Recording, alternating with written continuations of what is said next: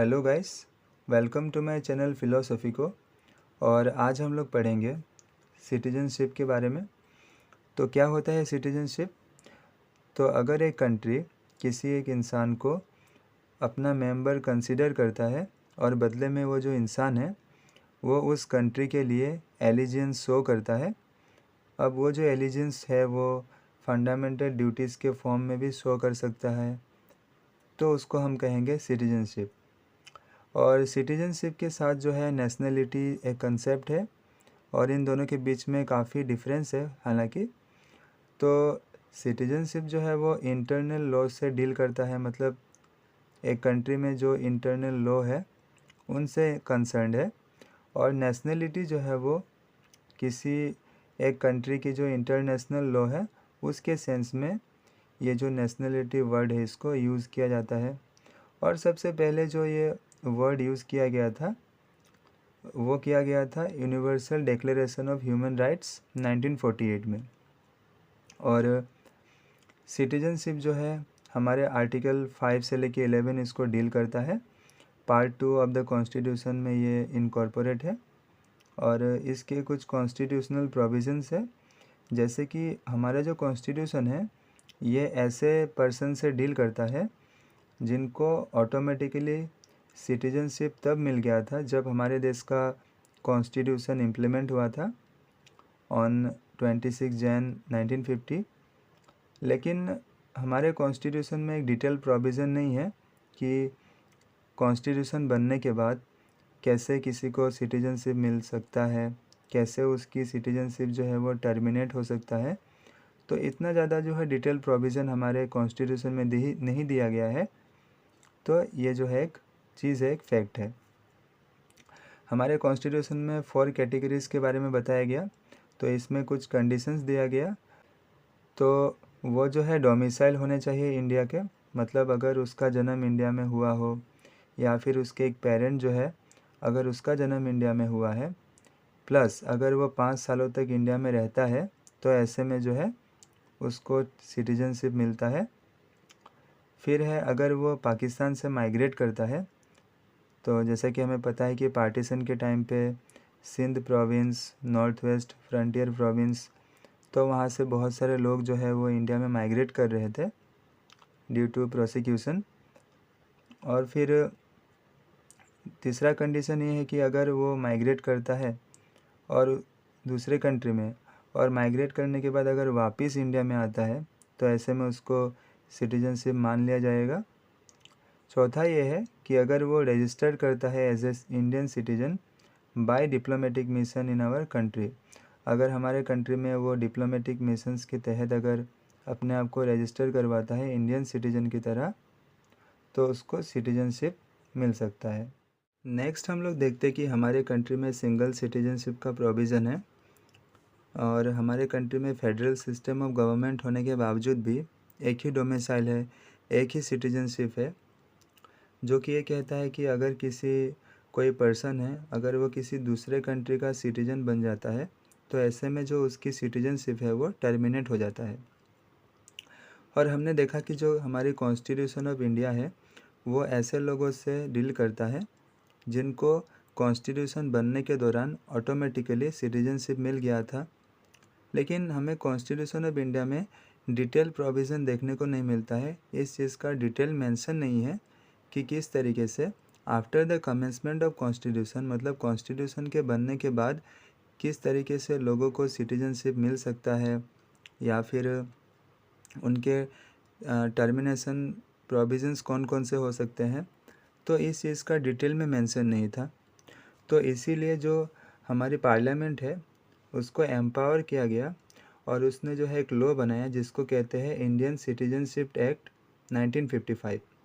और ये जो है डील करता है ऐसे लोगों से जिनको आफ्टर कमेंसमेंट ऑफ कॉन्स्टिट्यूशन, मतलब कॉन्स्टिट्यूशन के बनने के बाद के डेट में अगर किसी को सिटीजनशिप चाहिए तो वो जो है इंडियन सिटीजनशिप एक्ट के 1955 के प्रोविज़न्स के तहत उसको मिल सकता है। और इसने 5 तरीक़ों के बारे में बताया।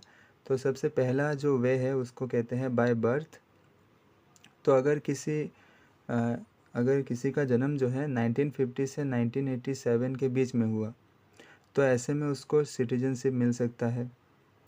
लेकिन बाद में 1987 में इस कंडीशन को चेंज किया गया। हालांकि इसने इस कंडीशन को एक्सेप्ट कर लिया कि 1950 से लेके 1987 के बीच में अगर किसी का जन्म हुआ तो वह सिटीजन हो सकता है, प्लस उसके एक पेरेंट जो है वो इंडिया का सिटीजन होना चाहिए। फिर बाद में इसको वापस चेंज किया गया 2004 में, और इसमें कहा गया कि जो दूसरे पेरेंट है ना वो इलीगल माइग्रेंट नहीं हो सकते हैं। फिर है बाय डिसेंट, तो इसमें कहा गया कि 1950 से लेकर 1992 के बीच में अगर उसका जन्म हुआ और वो जो है अब जो है इंडिया से बाहर रहता है, लेकिन जो उसके जो फादर है वो इंडिया के सिटीज़न है, तो ऐसे में उसको जो है सिटीजनशिप मिल सकता है। लेकिन बाद में 1992 में इसमें अमेंडमेंट किया गया, वाई फादर, मदर क्यों नहीं। तो फिर इसमें एक और कंडीशन जुड़ा, तो इसमें कहा गया कि अगर वो उसका जन्म बाहर हुआ है लेकिन उसके जो एक पेरेंट है, कोई भी एक पेरेंट है या फिर उसके फादर है मदर है, अगर वो इंडियन है तो फिर उसको जो है सिटीजनशिप मिल सकता है। और फिर 2004 में एक और कंडीशन को ऐड किया गया। इसमें बताया गया कि वो जो है अगर रजिस्टर करता है अपने बर्थ को 1 साल के अंदर अंदर, तो ऐसे में जो है उसको सिटीजनशिप मिल सकता है। फिर है बाय रजिस्ट्रेशन, तो अगर वो पर्सन ऑफ इंडियन ओरिजिन है प्लस अगर 7 साल से इंडिया में रह रहा है, और दूसरा अगर प्रोविज़न ये है कि अगर वो जो है किसी इंडियन से शादी करता है, और अगर वो OCI कार्ड होल्डर है और 5 साल से इस कार्ड को होल्ड करता है, और अगर वो इंडिया के साथ जो है एलिजेंस शो करता है, तो ऐसे में जो है वो सिटीजनशिप उसको मिल सकता है बाय रजिस्ट्रेशन। फिर है बाय नेचुरलाइजेशन। इसमें ऐसा है कि अगर कोई इंसान वॉलंटरीली किसी फॉरेन कंट्री की जो सिटीजनशिप है उसको रेनाउंस कर देता है और इंडिया में रहता है, और कोई गवर्नमेंट सर्विस वो होल्ड कर लेता है, या फिर अगर उसको 8 शेड्यूल का कोई भी एक लैंग्वेज बोलना आता है, तमिल, उड़िया, कुछ भी लैंग्वेज, अगर उनमें से कोई भी एक लैंग्वेज बोलना आता है तो फिर उसको बाय नेचुरलाइजेशन सिटीजनशिप मिल सकता है। फिर जो फिफ्थ वे है उसको कहते हैं एक्विजिशन ऑफ टेरिटरी। मतलब अगर इंडिया अगर किसी टेरिटरी को एक्वायर करेंगे तो फिर ऐसे में वो जो टेरिटरी में रहने वाले लोग हैं वो भी हमारे इंडियन सिटीजनशिप कहलाएंगे, इंडिया के सिटीजन कहलाएंगे।